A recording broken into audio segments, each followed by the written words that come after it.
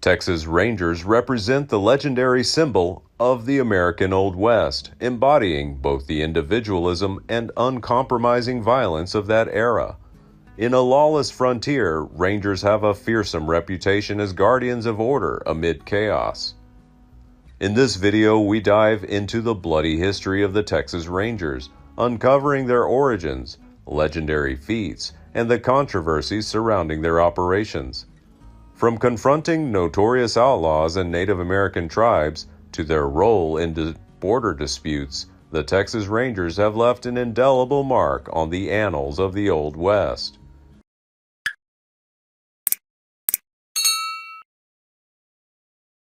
Texas Rangers, founded in 1823, is the second oldest state law enforcement agency in the United States.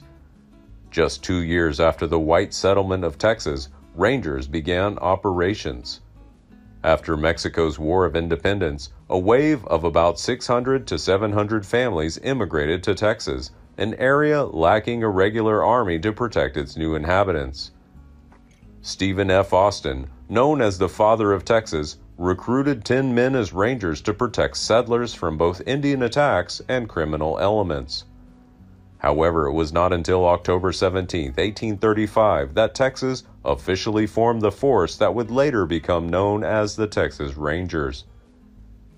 On November 24, 1835, Robert McAlpin Williamson was appointed the first Major Ranger. With the addition of 56 men in 3 companies, the Texas Rangers grew rapidly, expanding their numbers to more than 300 men by 1837. Although their numbers grew, the Rangers' impact was still limited in its early years. During Texas's struggle for independence from Mexico, Rangers took on a variety of roles, including acting as a scout and messenger. In addition, they were assigned important tasks, such as recovering livestock, protecting refugees, and sabotaging Mexican supplies and equipment. The administration of President Sam Houston showed little regard for Rangers' responsibilities in Texas.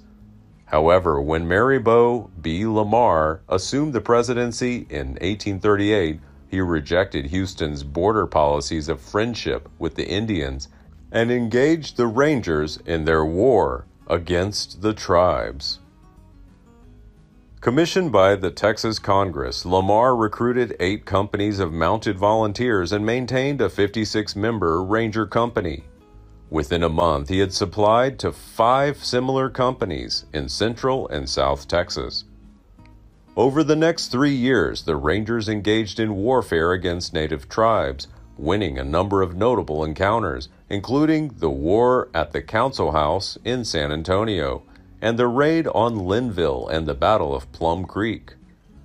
By the end of Lamar's tenure, the power of the most powerful Indian tribes had been greatly diminished by the Texans. When Sam Houston was re-elected president in December 1841, he recognized the effectiveness of the Texas Rangers. Seizing the opportunity, he enacted a law on January 29, 1842, officially authorizing a company to act as the Rangers.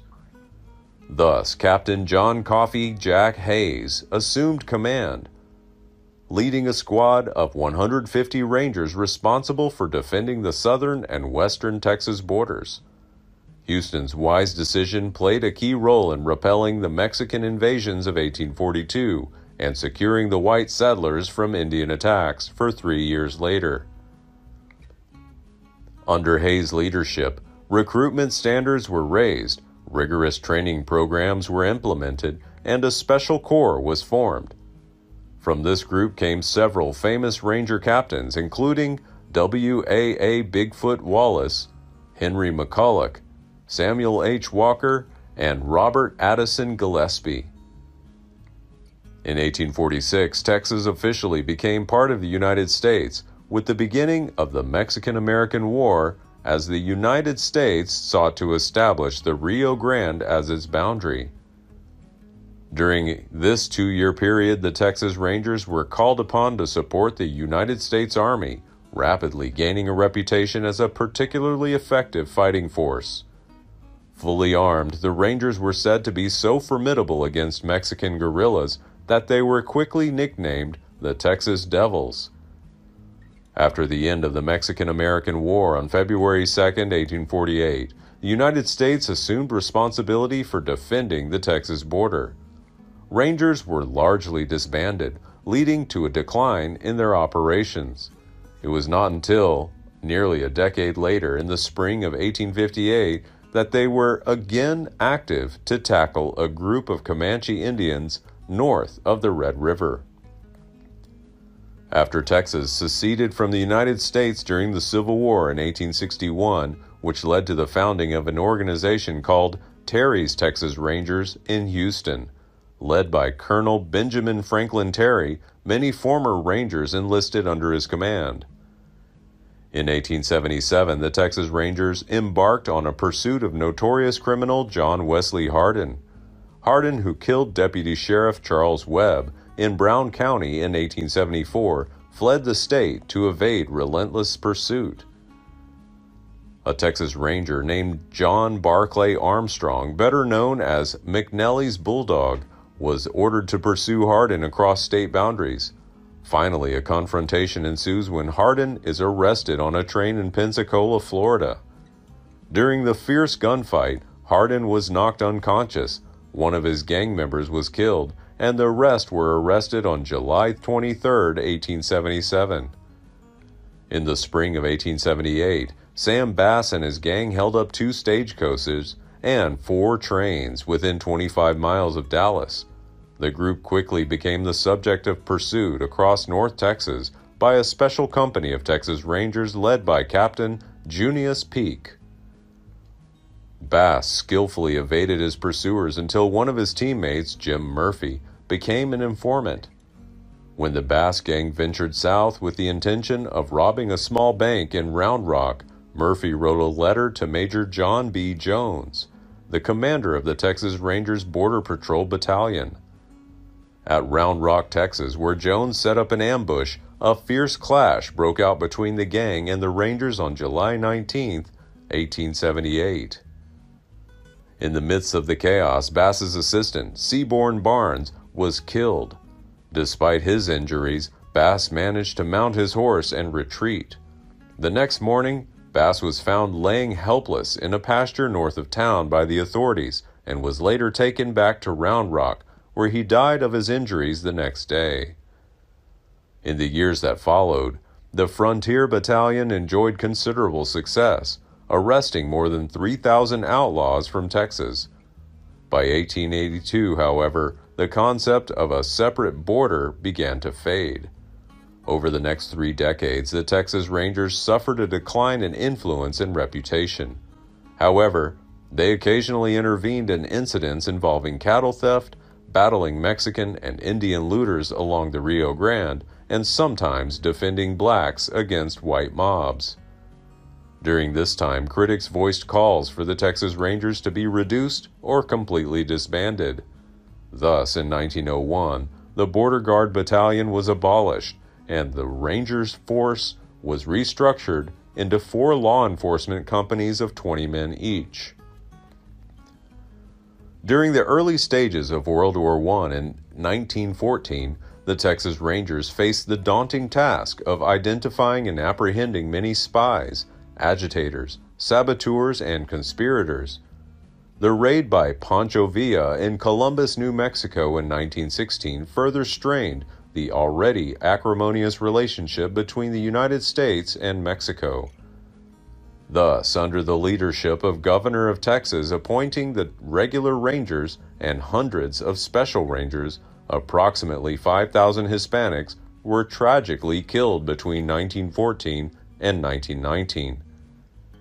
These actions quickly became a source of notoriety and disgrace, losing the public's trust. In January 1919, the Texans overhauled the force, but not before some sordid stories of Ranger brutality emerged. 4 companies of Ranger recruits were reduced from 20 to 15 each. The legislature also introduced higher wages to attract qualified individuals and established citizen complaint procedures. With the introduction of Prohibition in 1920, the Rangers' primary mission shifted to patrolling the Rio Grande to combat alcohol and livestock smuggling. During the Great Depression, the Rangers' force was reduced to just 45 individuals. Under these circumstances, Rangers openly supported Governor Ross Sterling in the Democratic primary, opposing Miriam A. Ma Ferguson in the fall of 1932. Thus, when Ferguson took office in January 1933, she fired every Ranger for their partisanship, began cutting pay, and further reducing the budget allotted to the force, eventually reducing their number to 32.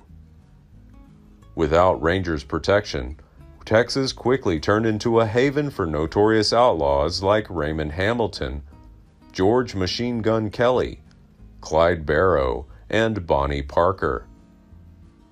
In 1934, Frank A. Hamer, a seasoned Ranger who resigned amid Ferguson cuts, was asked by the head of Texas prison system to use his skills to track down Bonnie Parker and Clyde Barrow.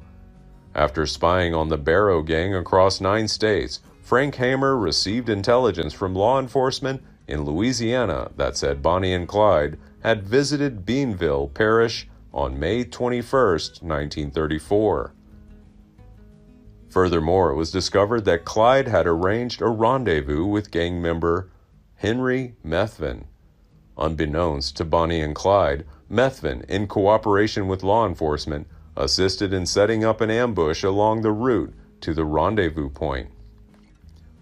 A team led by former Texas Rangers Hamer and Manny Galt, along with 2 Louisiana officers and 2 other Texans, waited patiently on Highway 154 between Gibbsland and Sales.